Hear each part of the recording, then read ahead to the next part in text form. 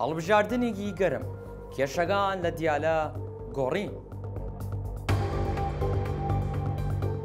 ڕێژەی بەشداریکردن لە دیالە ڕەسیە 57% و براورد لە شارەکانی تری عێراق. پارێزگای دیالە 14 کورسیێرا پەرلەمانی عێراق هاوردیە و 4 کورسی هەراشن دانریاس. ڕێکخراوی بەدریش هاتە بەردەم گشت لایەنەکانی تر ژمارەی دەنگەکانی ڕەسیە 105,000 ئەلواش یەکەمە لە سەراستی دیالە.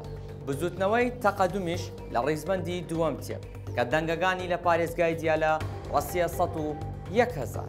تەحالف سیادەیش زیاتر لە 77,000 دەنگ و دەستاوردیە کە لەسەر ڕیزبەندی پارێزگای دیالە سێمە. لە ڕیزبەندی چوارەم حرەکەل سادقۆن تێدن کە ژمارەی دەنگەکانی پەرلەمانی عێراق لە پارێزگای دیالە ڕەسیە زیاتر لە 55,000 دەنگ. لە ئەنگرانی کورد لە پارێزگای دیالە نەتوانستن بوونە خاوەن کورسی کە پەرلەمانی داهاتووی عێراق مسۆگەری بکەن.